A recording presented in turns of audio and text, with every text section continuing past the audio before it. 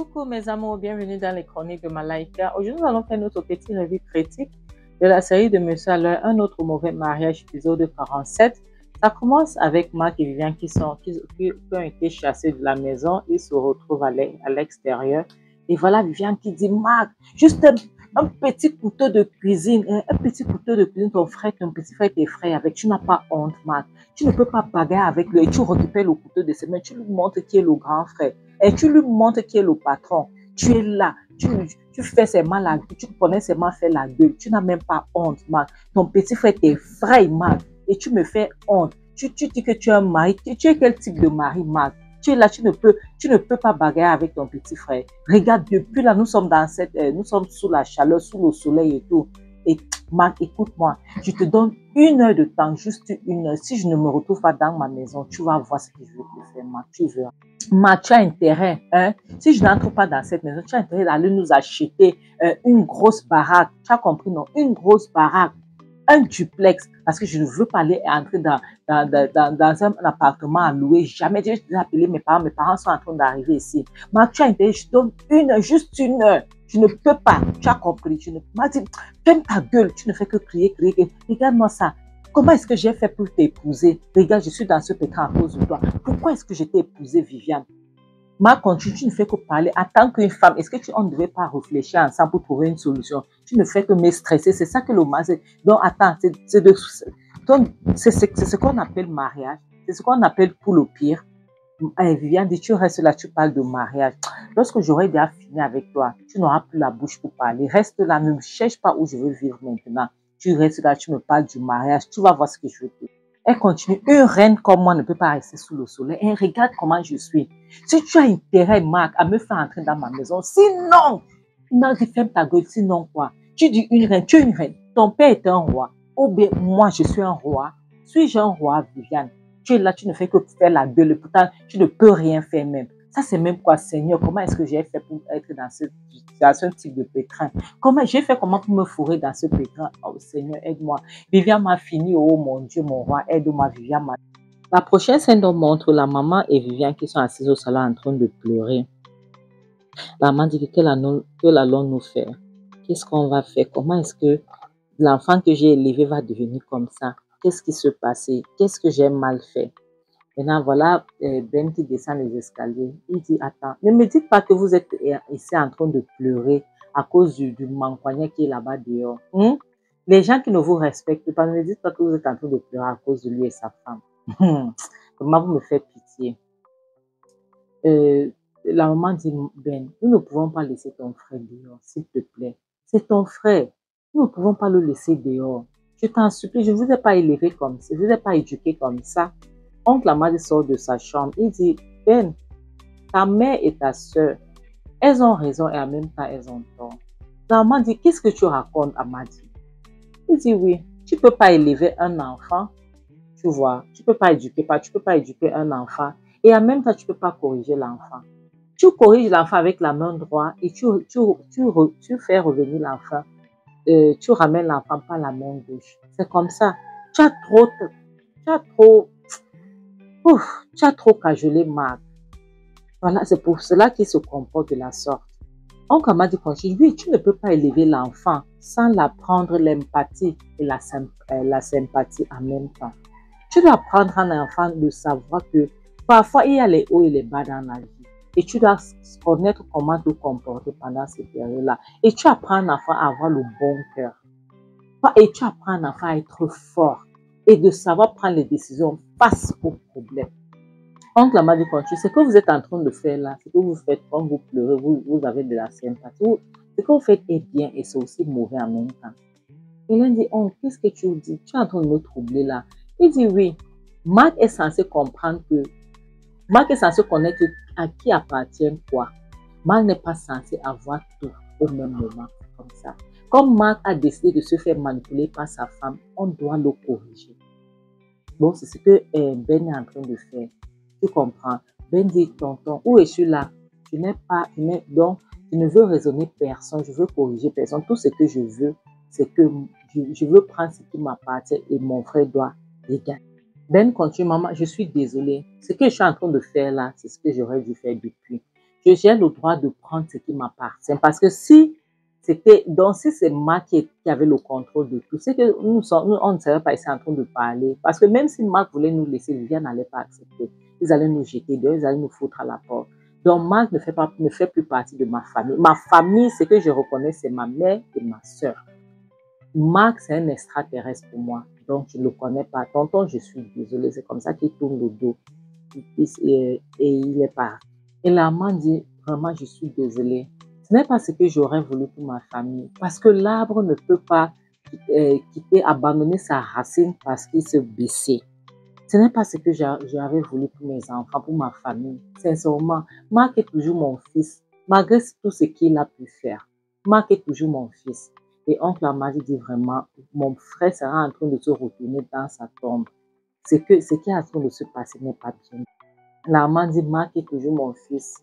Et l'un dit, Marc est toujours mon frère, je ne peux pas l'abandonner. Oncle Amadi dit vraiment, je ne sais pas quoi faire.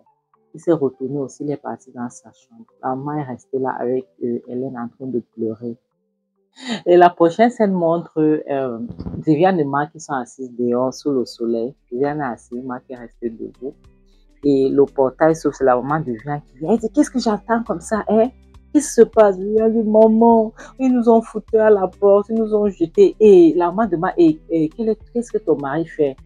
Viviane dirait, laisse maman, mon bébé de mari ici qui est là, il ne peut rien faire, on nous jette dehors, et pourtant c'est sa maison ici, il a travaillé toute sa vie pour cette famille, on nous fout à la porte comme ça, il ne fait rien, il reste là, il ne peut rien faire, je ne sais pas maman, je ne sais pas.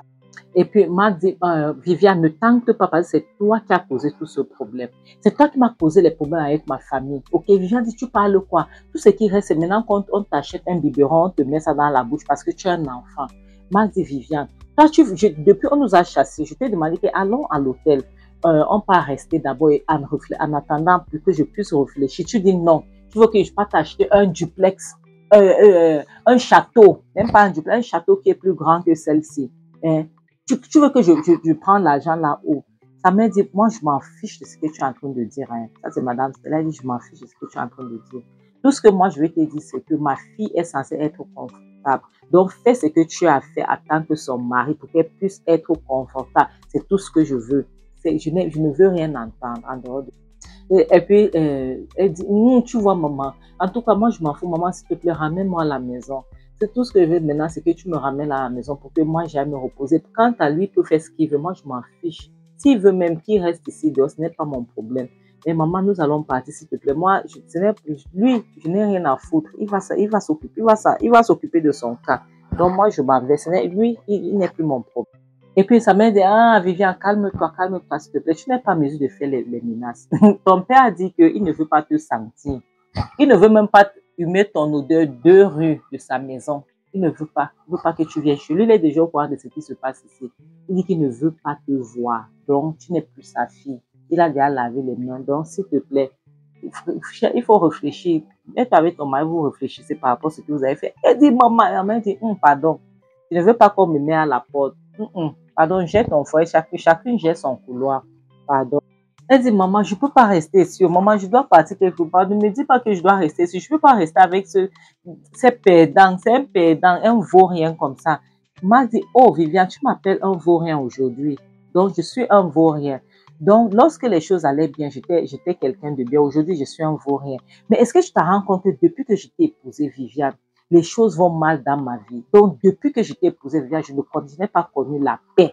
Ce qu'on appelle la paix là, je n'ai pas connu, Viviane. Tu es une malchanceuse. Tu n'es pas une fille bien. Tu ne sais pas d'où tu sors. Tu incarnes la poisse, Viviane. Donc, tu es l'incarnation de la poisse. Je te jure. Viviane dit, attends, Marc, attends, tu essaies de me dire quelque chose. Dis-moi, si tu essaies de me dire, Marc dit oui. Est-ce que c'est un mariage, ça? Tu appelles ça un mariage? Je t'ai déjà dit tout ce que j'ai à te dire, d'accord? Si tu ne veux pas venir avec moi dans un hôtel, pour qu'on puisse rester à l'hôtel, tu restes ici. Moi, je veux partir. Toi, tu peux rester avec ta mère, je n'ai rien à foutre. Tu as compris? La prochaine scène montre Ben qui est assise au salon seul en train de manger. Et maintenant, oncle Amadi sort de sa chambre. Il vient, il demande, comment te sens-tu lorsque tu manges maintenant ici et ton frère n'est pas là?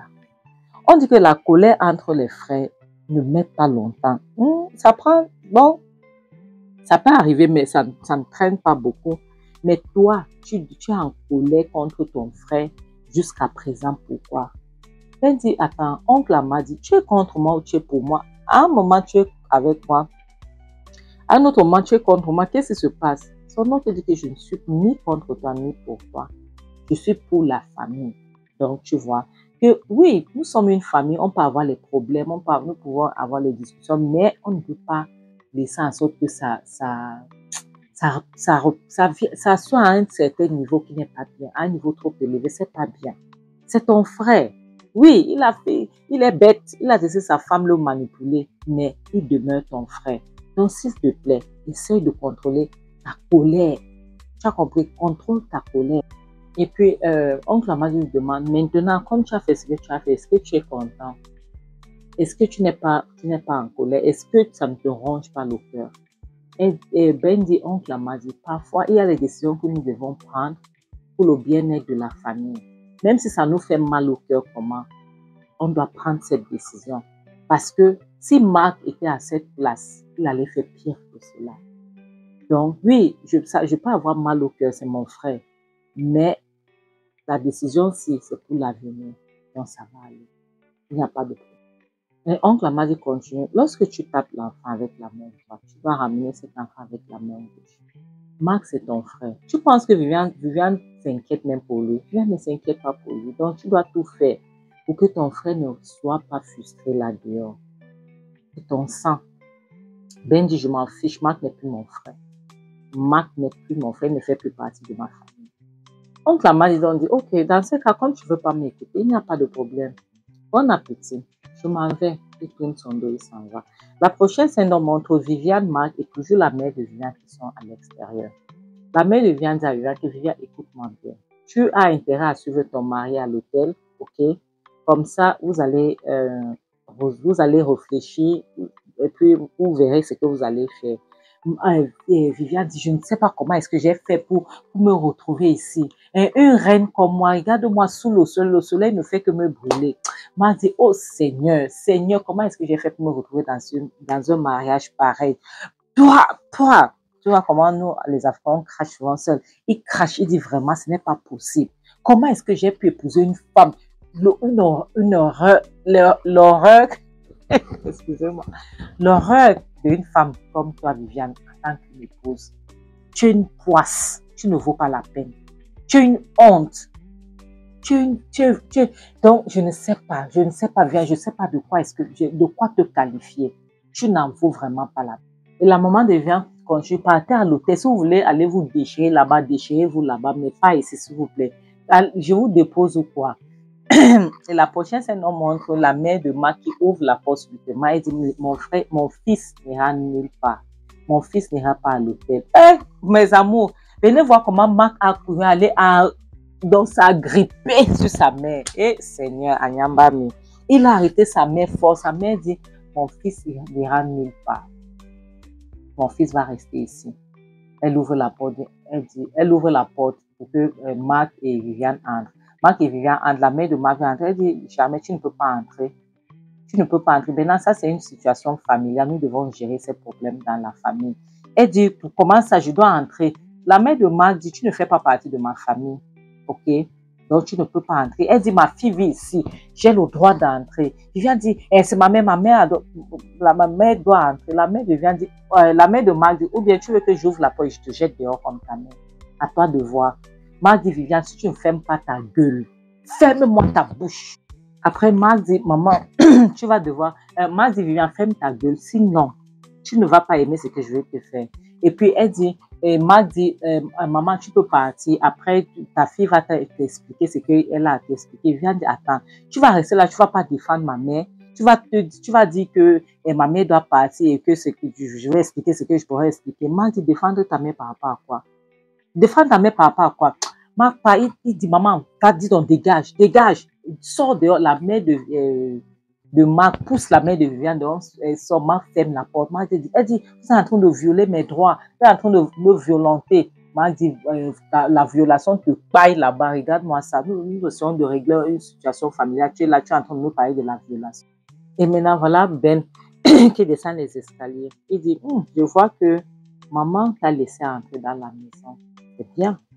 Mais comme vous êtes là, ta femme et toi, il y a les règles à suivre. Vous allez devoir suivre ces choses à la lettre. Vous allez devoir suivre ce que je vais imprimer à la lettre. Règle numéro 1, tu vas monter en haut, tu ramasses le reste de tes affaires et tu dégages. Parce que la chambre que tu occupes, c'est la chambre master, la chambre du patron de la maison qui est moi. D'accord? Tu vas libérer cette chambre. Hélène dit, s'il te plaît, calme-toi. Calme-toi. Tu es en train d'exagérer un peu. Calme-toi, s'il te plaît. Je sais que tu es toujours en colère, mais petit frère, pardon, essaye de te calmer, je t'en supplie. Ben dit que je ne suis pas en colère, j'essaie juste de prendre certaines décisions et de mettre les choses en place, c'est tout. Je ne suis pas en colère. Et Viviane dit, la chambre là, c'est notre chambre. Nous ne partirons pas de cette chambre, Ben. Tu n'as pas le droit, tu n'as pas l'autorisation, tu n'es pas en mesure de nous chasser de cette chambre. Est-ce que c'est clair? On ne partira pas de cette chambre, que tu le veuilles ou pas. M'a dit, s'il te plaît, mon frère, t'inquiète, nous allons partir de cette chambre. On va enlever, nous allons retirer nos choses de là et nous partirons. Ben dit, pas de problème, vous pouvez dormir dans n'importe quelle chambre dans la maison. Si tu veux même chez le gardien, tu m'en fiches.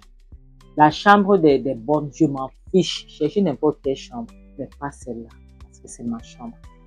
Viviane dit, attends, donc toi, tu vas te comporter comme une estomate.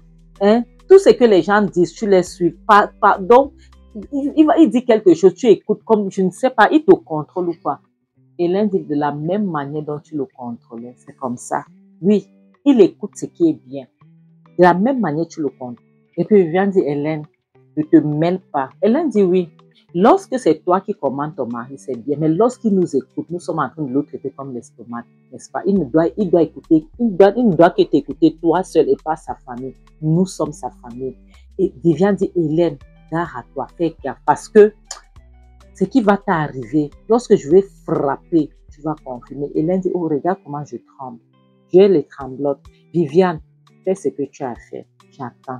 Il ne suffit pas de bavarder comme tu bavardes là. Fais-le, s'il te plaît. D'accord? Fais-le vite fait.